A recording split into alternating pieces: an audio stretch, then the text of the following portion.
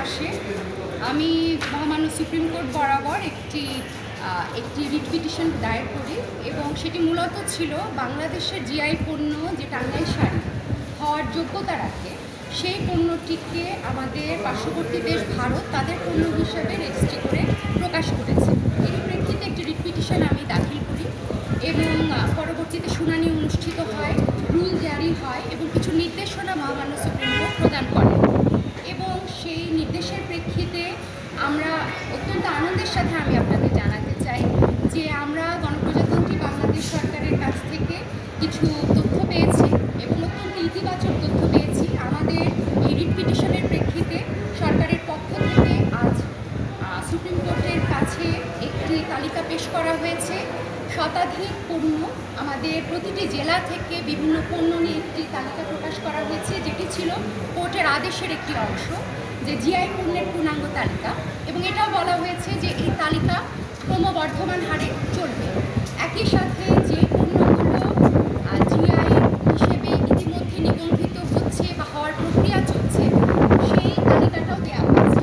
আরও একটি অত্যন্ত আনন্দের বিষয় এবং একটি যুগান্তকারী ঘটনা আমি বলবো, বাংলাদেশের মেধাস্বত্বের ইতিহাসে আমাদের জিআই পণ্যের পক্ষ থেকে আমাদের জিআই পণ্যের অধিকার রক্ষার জন্য বাংলাদেশ সরকার ভারতে একটি আইনজীবী ফার্ম নিয়োগ করেছে এবং শিল্প মন্ত্রণালয়ে অনুষ্ঠিত একটি সভার বরাত দিয়ে আমি আপনাদের দায়িত্ব নিয়ে জানাতে চাই যে মেসন অ্যান্ড অ্যাসোসিয়েট নামে একটি ভারতীয় ল ফার্ম বাংলাদেশের টাঙ্গাইল শাড়ি নিয়ে ভারতের মাটিতে বাংলাদেশের টাঙ্গাইল শাড়ি নিয়ে তারা লড়াই করবেন এবং তারা রেকটিফিকেশনের জন্য, বাতিল করার জন্য তারা আবেদন করবেন বলে আমরা এই ডকুমেন্ট মারফত জানতে পেরেছি। এটি আমাদের একটি বিরাট বিজয় বলে আমি মনে করি। আমাদের এই আইনগত পদক্ষেপের প্রেক্ষিতে আমরা একটি তালিকা পেয়েছি সরকারের পক্ষ থেকে।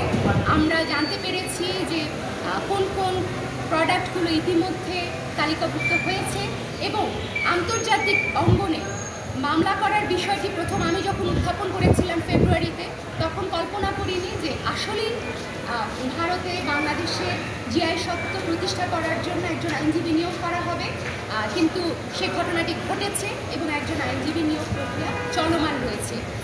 আমরা আশা করছি যে এখানে এই পদক্ষেপগুলো একটি সাফল্য আমাদের প্রোডাক্টের জন্য, বিশেষ করে টাঙ্গাইল শাড়ির সত্ত্ব রক্ষার জন্য বয়ে নিয়ে আসবে। কিন্তু বেনারসিটা কি হবে?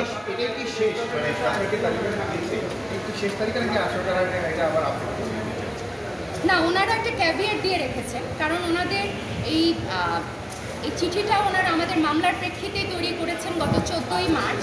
সেখানে তালিকা দেওয়া হয়েছে 64টি জেলার শত শত প্রোডাক্টের নাম দেওয়া হয়েছে, কিন্তু এখানে লেখা হয়েছে এই পণ্যসমূহ পর্যায়ক্রমে বৃদ্ধি পেতে পারে, অর্থাৎ এখানে এই শতাধিক পণ্যের ব্যাপারটি থেমে থাকবে না, এটা বৃদ্ধিও হতে পারে।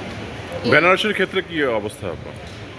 দেখুন, বেনারসির ব্যাপারে আমরা দেখতে পেয়েছি যেটা এখানে বেনারসির নামটা আমরা এখানে দেখতে পাচ্ছি না। ঢাকা জেলায় মিরপুরের কাতার এবং বাকরখানি এই দুটি বিষয়ের কথা সম্ভাব্য হিসেবে এবং নিবন্ধিত হিসাবে জামদানি এবং ঢাকায় মসলিনের কথা উল্লেখ করা হয়েছে।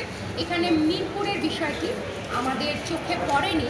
আমার বিশ্বাস যে এর সম্বন্ধে আমাদের কাজ করার সুযোগ আছে। আচ্ছা।